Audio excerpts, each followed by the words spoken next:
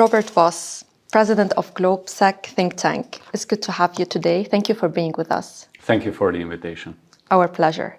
So the big headline of this session will be the connectivity between Asia, the Middle East, and Europe. But let's start first with discussing the new world order.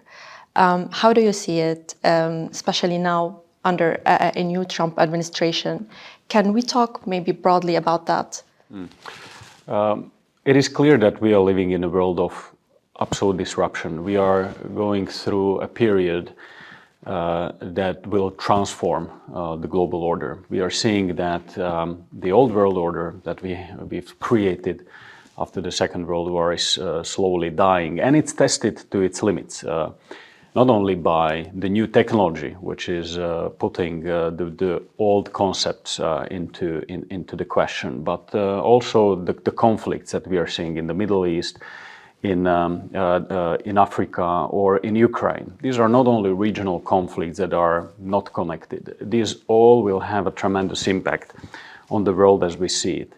And we hosted a session a few months ago in Prague about the world order, and we hosted the Finnish president, Alex Stubb, and let me use his words. He has simplified it a little bit, but he said basically that there are three types of countries. One is the global West, which is trying to protect the old global order. There is something that he called the global East, or countries who are challenging the current world order, like China, Russia, Iran, and many others.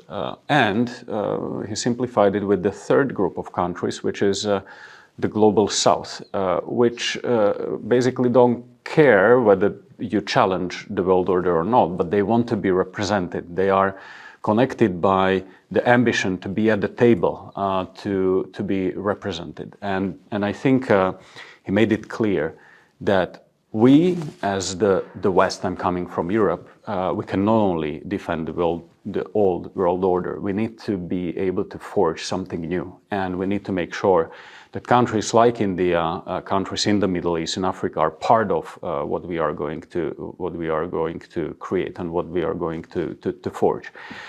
This is a huge transformation where you see that the AI and the technology is disrupting almost every part of our life, our economies.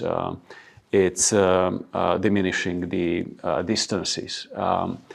And also it puts a huge question mark about the future role of state and the cooperation between private sector and the governments. Recently, you've seen that the Chinese AI tool, DeepSeek, has been able to disrupt the global market on AI and has put a huge question mark about everything that has been done so far in the United States and all the investments that have been put into tools like ChatGPT, etc. If the Chinese are able to do it with less effort, with less energy, and with less investments, this is really a basic for the future geopolitics. So technology is becoming the basic building block of the future geopolitics. And here, I think countries like India and Middle East are going to play a very important role.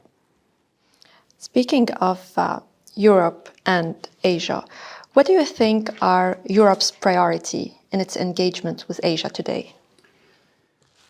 I would maybe mention the project Global Gateway that was introduced in the European Commission under Ursula von der Leyen.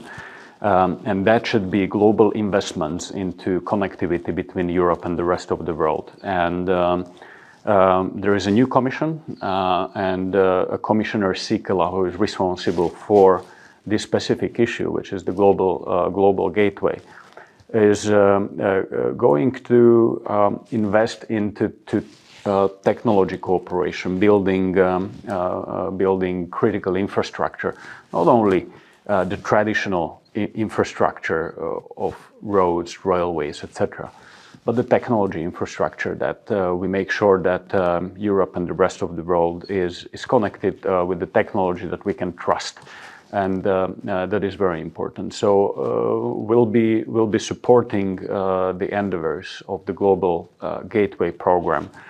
It was also a kind of a reaction to the Chinese Belt and Road Initiative investment, and that's the European answer, how we would like to, as Europe, be connected, but also invest in the rest of the world and make sure that we are creating that very important connectivity.